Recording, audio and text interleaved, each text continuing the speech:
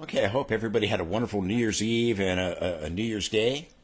We got a short trading session this week. We got another one next week.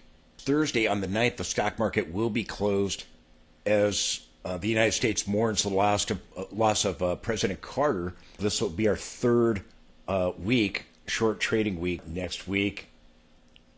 The Dow and the market sold off, but then recovered from the lows. Still fill that gap on the S&P that I've been talking about, form a larger channel. The Dow was down 152 points, rounding up, down 0.36%. The S&P was down almost 0.25%, down 13 points, again recovering off of those lows.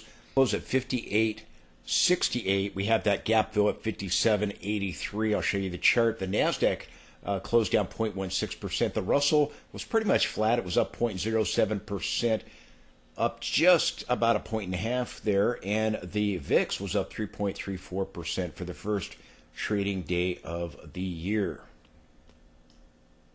We're still watching the Dow as it's come down here. You got a possible trend line here. Still hovering around that 100 period moving average. If we get a bigger dump, again, the risk is we go down to the 200 and this longer term trend line. We are filling the gap for the presidential election. The S&P and Nasdaq are not there yet. Same thing with the Russell, which you'll see in the video. Again, the Russell and the Dow are around that 100 period moving average. Should we get traction there, have to go lower. We'll have that major trend line directly below. We'll be watching if we have to go lower, if we try to find a bottom around the 100 here on the Dow and the 50 period on the Nasdaq. Versions I talked about in early December played out very nicely. December 4th, and we saw this sharp decline of 6.6%. Possible the Dow has peaked off of this channel line. It still may try to form a divergence or get a lower high. Still may diverge with the transports, as I've talked about. And the Dow and the transports down here, they diverged. Transports never made a new high. The Dow did. Could see a divergence here. If we try to recover, the Dow goes back up to the trend line, slams into it, and slams up into the trend line there in the weekly time frame. We may get a lower high with the transports. Sometimes they diverge in the more recent price action. Sometimes they don't, but often they do. That larger divergence as well, which could be a major Dow theory sell signal long term for the stock market. Something worth pondering. Please support the channel. Please support the channel with the link directly below. That allows me to be able to provide you this information. If you like the charts, you like the indicators, please let me know that by supporting the channel. If you could take a moment to do that, I would really appreciate it. I don't have any sponsors. I turn all those offers down. They contact me all the time. I turn those offers down because I don't want to sell you a bunch of stuff, send you to gold websites that want to charge you triple commissions. A lot of shady deals on the internet. I just ask that you partner with me and support the channel. I need to hear from you in order to make it work. If you could take a moment to do that, I would really appreciate it. Thank you for your consideration for that. The VIX trying to get above the 10 period moving average. The 10 is above the 50 and price is still holding above the 50, but the 50 is still above that 200 period moving average, suggesting a possible topping process, although get a bigger rally back up with the S&P, the 50 might drop back below the 200 and quickly turn back above it if we get a January rally and it ends up failing.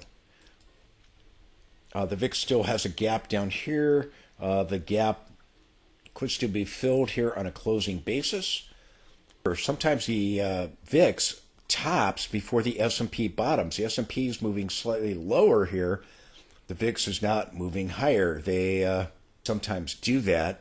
Sometimes they bottom and top together. VIX topped and the S&P bottomed over here in August right at the same time. Doesn't always play out that way.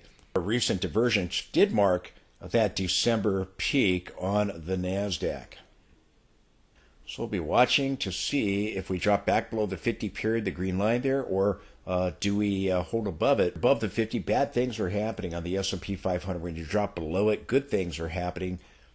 In this video, I'll be talking about support levels on the S&P if we go a little bit lower, because momentum signals are still bearish. But if the divergences form a reversal here, then maybe we don't fill the gap. Maybe we don't go to horizontal support of the 200 period that I'll be talking about in the video. But I am watching these gap fill areas up here on the S&P 500. The gap fills on Nasdaq So again, we have a divergence here. Is it done? We'll see what happens. Again, signals are still bearish. They got to turn back to bullish if we're going to get a recovery. A possible divergence on the Dow or on the MACD here, on the S&P 500 60-minute chart as well as on our RSI. Same thing for the Nasdaq. We'll see if that will give us a recovery or just a bounce, and then we end up going lower. P moved just a couple points lower at 58.23 here, or 58.29, pardon me, a couple points lower than the low over here at 58.32. Possible little miniature double bottom if we can recover right here and right now. On the 60-minute chart, a possible double bottom. I'm thinking about both scenarios because if we do see signals turn back to bullish, resume the advance to new all-time highs. But if this just gives us a bounce, then again, the levels I'll be talking about shortly, our gap fill area, final support, the 200 period, the 100 period moving average, these levels come into play if signals remain bearish. We have this peak from December 6th. So far, that has held as a high. Guesses we're going to go higher, but I am looking for a top in December or January. I believe we'll have a recession hit in the first or second quarter, and the stock market will peak and begin to price that in. I've said at the beginning of December, I think there's a 95% chance we peak in December. If we don't, about a 99% chance a top in January, based on the trend lines and the divergences that I'm seeing. And if we don't peak in January, if I'm wrong about January, there's a 100% chance we're going to peak in the first quarter of 2025. The S&P 500 recovered after being down about 52, 53 points or so, moving towards a gap fill, then recovering, rebounding by 39 points by the end of the session, just closing down about 13. I talked about this with my New Year's Eve update and the few trading days before that. We could end up forming a parallel boundary, this bold black line right here, parallel to this boundary right here. Would still take us up to a new all-time high. I think we're getting an ABC corrective move right here. And if we fill this gap, we can find support around this trend line right here in the high 5,700 range. If we do go just a little bit lower, possible we are the rising wedge evolve into a channel. Again, we broke down rising wedge with the Fed with our triangle right there. We went back, we back tested the trend line, and we back tested the upper bound or the lower boundary of the triangle there as well, and turned down off of those levels. Also breaking down below the 20, that's this blue line right here. And then we back tested it, same exact thing Bitcoin did actually, and then we turned down. Bitcoin's trying to recover right now. But again, we are testing this support level. And again, if we draw a horizontal line, you have this potential head and shoulders with the slanted neckline that, again, could end up giving us a test back to the 200 period moving average. That's certainly possible. But if we can find support at this trend line or at the gap fill or at this trend line right here, somewhere above this this horizontal support from the July peak at 56.70, then again, you've got a shot at a new channel developing right here. And again, it's often break to develop new channels. Now, it looks like we did sell off a little bit lower than the low over here at 58.32 with the Fed sell off there. That was the low, and then we rebounded after the Fed gave us a hawkish cut, which again, they should be dovish about the recession, but they're too busy worrying about inflation. That's why we're going to get emergency cuts here in the not too distant future. It's going to pause supposedly in January, and again, maybe we get 2 more cuts out of the year. And the Fed fund futures have been back and forth from 2 to 1, and the experts in social media are telling us that we're going to get none in many cases. Again, we're going to get several cuts in 2025, but it's going to be because of the recession, so be careful what you wish for. And the herd believes that the rate cuts are bullish, the rate cuts are bearish. They're associated with the coming recession. So again, we do have a divergence right here on the RSI. Could be better carved out if we went a little bit lower. The head and shoulders, again, would measure down to that 200 period moving average. Like I said, 55.61 was the number, the last update. You have to excuse me, my voice is a little hoarse from celebrating New Year's and being out in the cold. So I apologize if I am a little bit hoarse. I think this channel's got a good shot at playing out. Again, I am still of the opinion now that we're going to move to a new all-time high. As I've said, I'm looking for a top in either December or January. So far, we peaked nearly a month ago on December 6th. The Dow peaked on December 4th, had a much bigger sell-off than the S&P. Did the Russell. Nasdaq peaked a little bit after that on, I think it was December 16th or 17th, to a new high. Well, the rest of the market did not. We talked about the topping tail, the gravestone doji on the monthly chart that could be a top for the Nasdaq. I think it's very possible the Dow and the Russell have topped in December. If we get a rally in January, I'd be looking for the Russell and the S&P to diverge. I'd be watching to see if the Nasdaq and the S&P diverge from one another. They don't always do that. Topping tail we got on the monthly chart very well may be suggesting that we see that happen. That we're still going to get the blow off top, but I think that some of the other averages very well could have peaked, as I've talked about. I'm looking for a peak in December or January. Possible we have the S&P having peaked in December. I have to see more evidence of that, and I still am of the opinion that we're going to move to a new high. I think we have an ABC move going on here that's going to end up taking us back up to this upper boundary, and if we do that, or this boundary right here, then we can move closer to that upper boundary in the weekly time frame, which continues to rise week after week as we don't reach it. And right now, that could take us to the 62 or 6300 area in the weekly time frame. The trend line is the target in the weekly time frame, not a number. Reached it over here. We rose and we went sideways. We failed to reach this trend line, which I talked about, that would take us closer to that weekly upper channel line. Over the last 7-8 weeks now, we have not been able to reach that in the weekly time frame. So this is a channel I'm watching. I'm watching the gap fill at 57.83. We breached this trend line from this low right here to the August low. And again, want to continue to point out, we broke down. We got a follow through, but it wasn't very convincing. Maybe this might be more convincing, but even if we got a confirmation of follow through, we still might just fill the gap and create this rising channel. So do be aware of that. The MACD is negative, forming a little divergence here. It may not be done. In order to resume the advance, we got to see the MACD turn back up and go into positive territory. Same is true that I've been talking about for the price oscillator. The advance, we got into positive territory when we got back here into positive territory, and now we're dipping below it. So the risk is a bigger sell-off, but if we can recycle back up and go into positive territory, we can resume the advance. Here we got above the 20, the blue line, above the 50.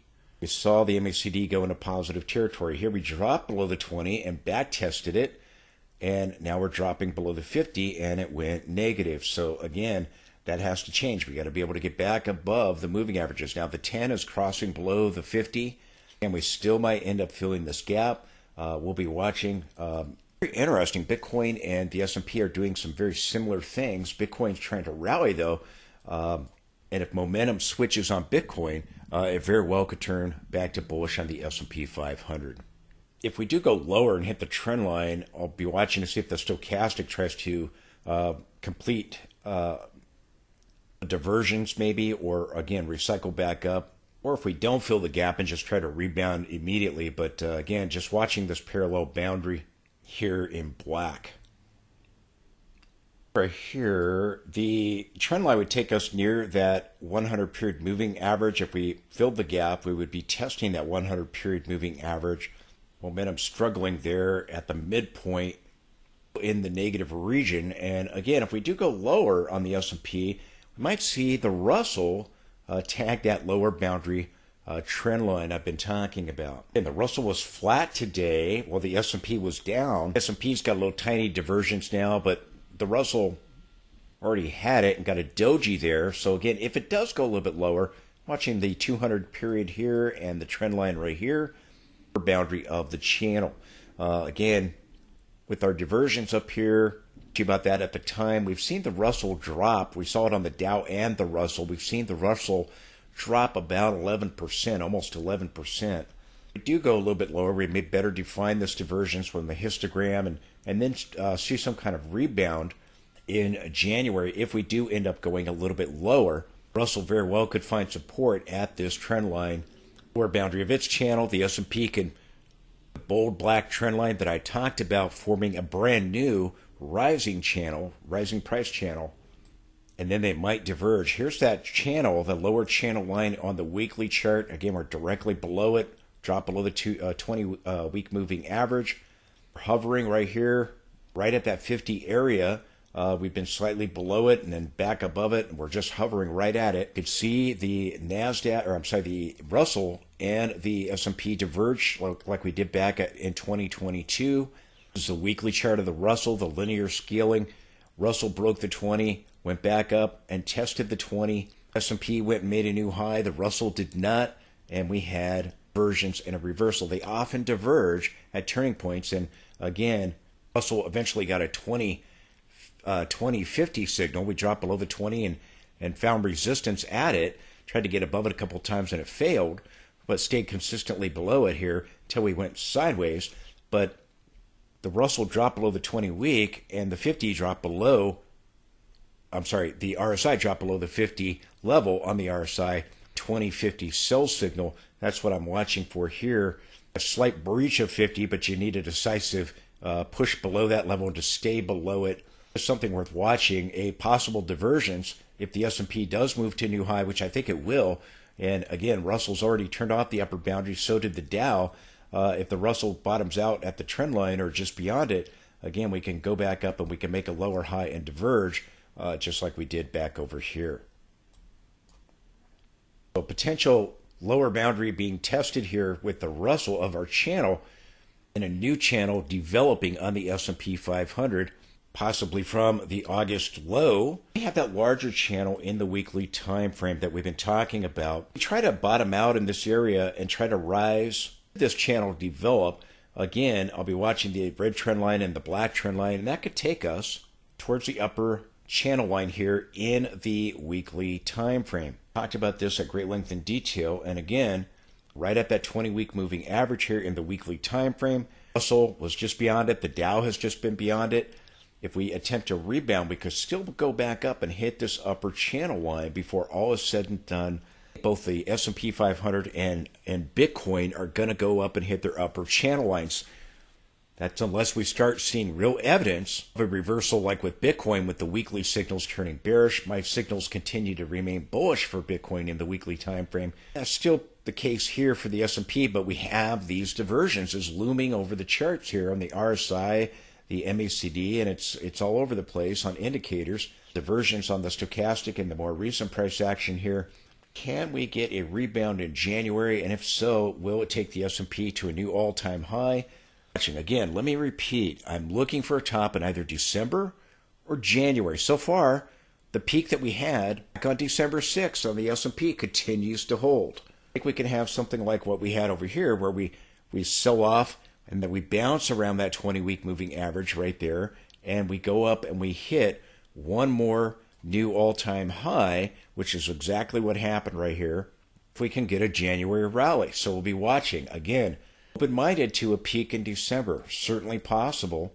Need to see more evidence of that with the S&P 500. I think we are seeing some evidence of that with the topping tail on the monthly time frame for the Nasdaq, which again, they often diverge, where the S&P makes a new high, but Nasdaq doesn't join it. And maybe that's why in that reversal bar in the monthly time frame that I talked about in my last update. Now, momentum continues to be bearish. There's a risk that we get a bigger sell-off. If we get a bigger sell-off, there's a risk that we go down again to the head and shoulders target towards the 200. On a rally in January, we've got to see the signals turn back to bullish. Right now, they remain bearish.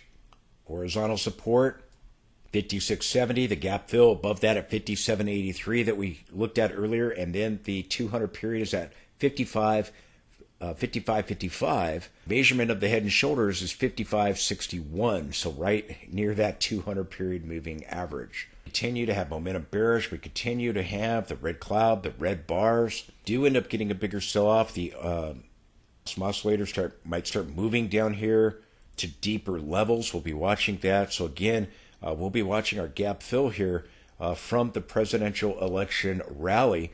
That's what we had give us the gap and go. We'll see if we end up filling that gap or not this time.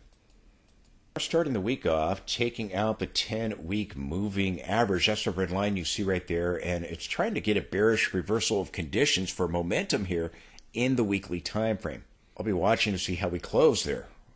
What we do, is it just going to be short-lived like some of these other moves right here, where we kind of just got the signal, dropped for a week or two, and then turned right back up? Here it was the very next week. Here it was 2 weeks down and then 1 week back up. Here it was a couple weeks down, turned right back up. We'll be watching to see what happens. So we still might see a divergence on the awesome oscillator develop immediately, or if we get a bigger sell-off, still possibly in play there. So we'll be watching that.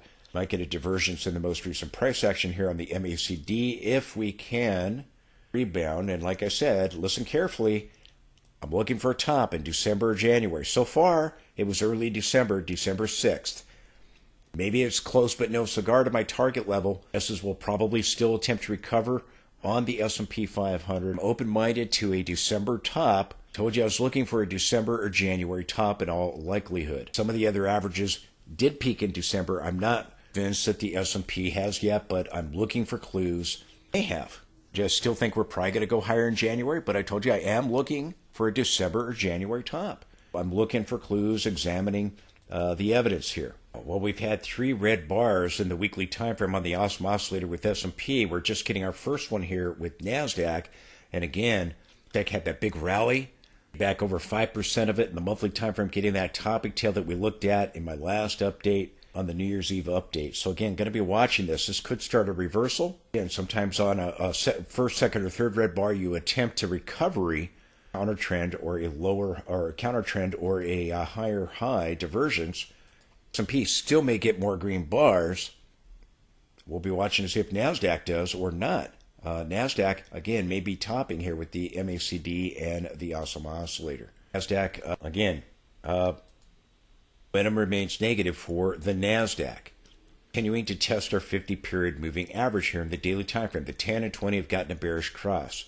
The 50 has acted as support previously on some of these pullbacks just above it or right at it. The 200 period, the black line over here at the August low, over here at the September low, again, the 200 acted as support. So again, we're watching the moving averages carefully.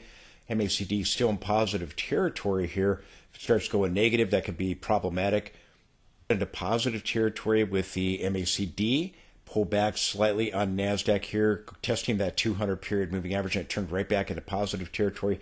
And it's been consistently in positive territory ever since. So if it does go negative, that would be very, very problematic for the Nasdaq.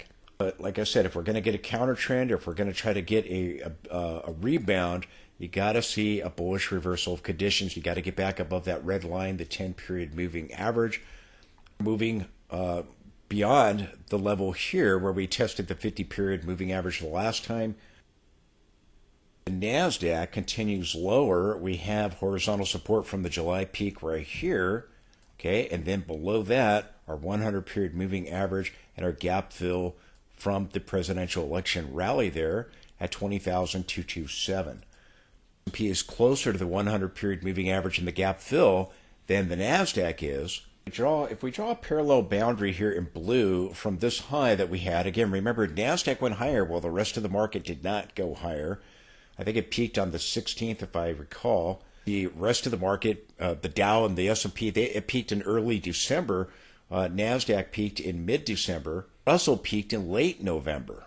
If we draw a parallel channel here, we have potentially, and hold on, my trend line moved. Love this charting program, but sometimes when I hit save on the trend line, sometimes they move on me.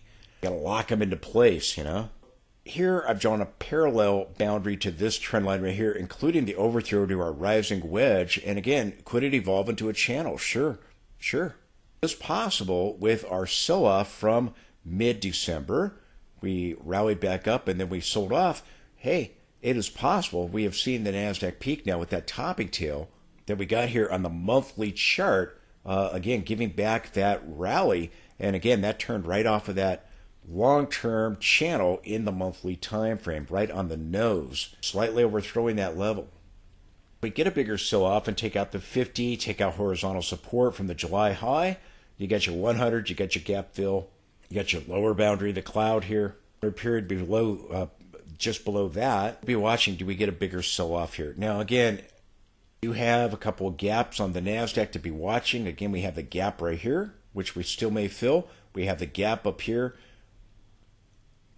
from this decline that we still may fill the gaps. The question is, are we going to go lower and then go back, and that's going to give us a lower high at the gap fills, or we try to do it right here now? And if we do, can we go make a new high and take out this level? So we'll be watching. Do we try to bounce around the 50, or do we got to go back down and fill the gap from the presidential election rally and maybe hit our 100 period moving average? So that's what I'm looking at. Pay attention to these gaps, though, that we had over the holiday trading. Be watching these gaps carefully. The Nasdaq daily chart. MACD still positive. Stochastics becoming oversold. No possible divergence there like the S&P 500. It's moving to a new low. So again, we'll be watching as we become oversold. Can we recover around the 50 period, or do we got to go lower? And if we go lower, then this other channel comes into play. I've said it may be we have a peak right here based on that monthly chart talking about. Topping tail in the monthly time frame hitting that upper channel line, just slightly overthrowing it here on the Nasdaq monthly chart. So again, trend lines are likely going to produce major tops in the market. Now again, revisit this level, we might overthrow it, get back-to-back reversal candle patterns. That often happens. It could be like what I talked about with the 2000 top, where again this marks a peak and that's it. We don't go back up and ring the bell, or we get a lower high. That's it. The top is in. Again, we'll be looking for clues, and that's why I always talk about how the Nasdaq and S&P often diverge from one another. They did that at the 2022 top. S&P made new highs. Nasdaq did not. Same is true for the Russell. So some things to be watching. Some gaps, so we still may go up and recover some of this, but it could just be that we establish a lower high, filling those gaps. If we do attempt a recovery, we'll be looking for clues. But like I keep saying, good shot. Nasdaq peaked in December. Russell peaked in December. Possibly the Dow, unless it diverges with the transports, or Dow theory sell signal in the more recent price action. Nasdaq monthly chart here. If I just zoom out, again, we're hitting this trend line. When we had the peak during the bursting of the tech bubble, that was the top. And over that 3-month period, with that reversal bar included, we ended up dropping 40% in 3 months. When the Dow crashed in 1929, it ended up dropping about 40% before it attempted a recovery. When Nasdaq peaked here, it dropped 40%, rebounded, got a counter trend, but then the bottom fell out, and we ended up dropping over, it was about 82%, I believe, over 80% on the Nasdaq. It always amazes me that a bigger bubble now than we did during the 2000 tech bursting of the tech bubble and 1929. Based on the Buffett indicator we do, over 200%. Bubble, 150%. Market cap to GDP. But again, we're told, oh, this was a bubble, but this is not. Absolutely incredible. To have a measured type of a move here on the Nasdaq monthly chart. Live it, love it, learn it. Try to overthrow that monthly trend line. We could still try to move up to this trend line right here in the weekly time frame. You might get an overthrow. The Dow did, so we'll be watching. Dow turned right back below it and reversed hard. This is our log scaling right here. We may not reach that trend line weekly time frame. Just shy of it. We came just shy of it here with our linear scaling in the weekly time frame for Nasdaq. If we exclude the shadow, then we just slightly overthrew it there, the shadow from right here. But the black trend line, we were just short of it. We get a bigger sell-off again to go back and try to fill the gap from the presidential election. We'll be watching again the 20-week moving average here.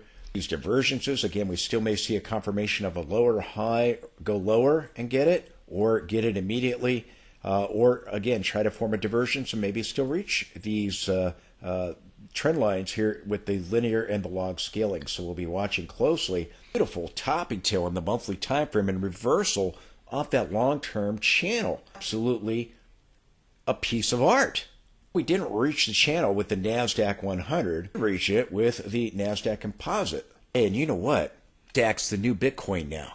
Bitcoin Junior. Well, I always call the S&P Nasdaq 100 Junior of all the exposure with the to the tech stocks behaving like a Nasdaq Junior. Well, now Nasdaq probably doomed to failure because it now has MicroStrategy on the Nasdaq 100. That was a replacement with Supermicro Computer. Recall, MicroStrategy, they have massive exposure to Bitcoin, largest holder of Bitcoin of any company.